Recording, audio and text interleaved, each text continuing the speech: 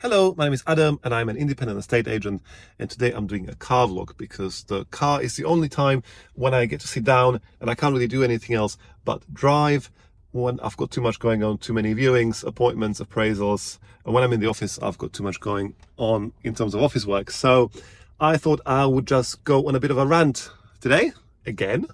And today I wanted to talk about giving the correct advice and how there is a conflict of interest for most high street agents in terms of giving the correct advice. So the way a normal traditional agent is run is that the managers and the valuers will be targeted on the amount of instructions. Instruction is when the seller instructs an agent to sell property for them. So they'll be targeted on the amount of properties that they bring on for sale. So if their target is 10, 15, 20 properties a month, they need to do whatever they can to bring those properties to market. Sometimes that means overvaluing the property and giving the highest value compared to the other agents. Sometimes it means going really low on their fee and compromising on their service. And sometimes it just means saying whatever the buyer wants to, not the buyer, whatever the seller wants to hear, agreeing and taking on the market.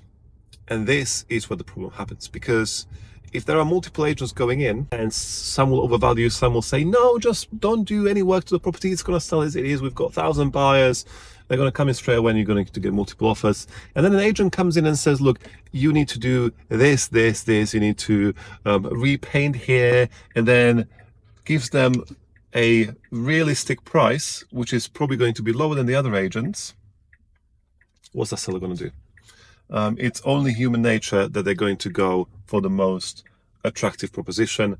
And if someone says to them they don't need to do any work, well, that's great, because they didn't want to do any work, they don't want to get rid of it.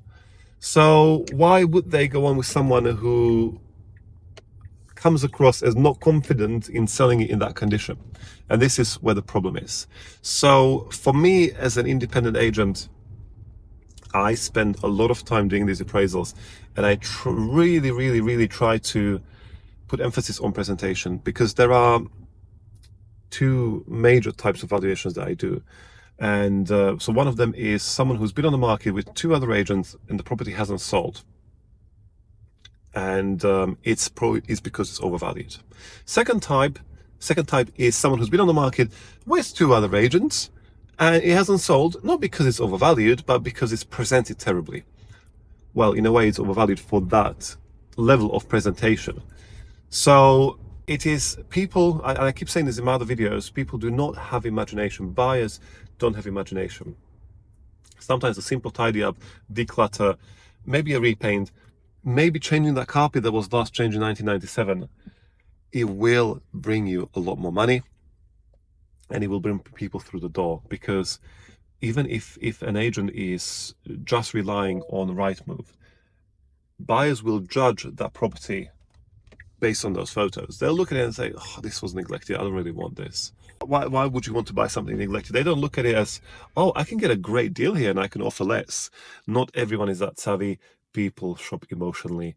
So listen to an agent. If you're a homeowner, listen to an agent who's telling you that there are improvements that you need to make, rather than someone who's telling you, don't do anything, I am perfectly able to sell it as it is. Because even if they are able to sell it as it is, imagine if it was better, how much more money could you get for your home? So that's the conflict of interest, in my opinion. Now, I'm independent, they are high street agents.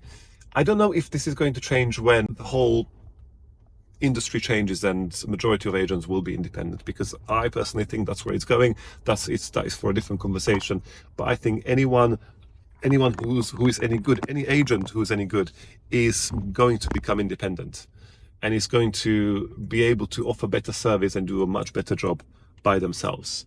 So that's my advice for today. I am an independent agent based in London. So if you need any advice whatsoever, or if you need to sell your property in and around London, please reach out to me. Please subscribe and like my video. Follow me on TikTok, Instagram. I've got a lot of interesting videos with advice for buyers and sellers. So I will hopefully see you there, and I will see you in my next vlog. Thanks for watching.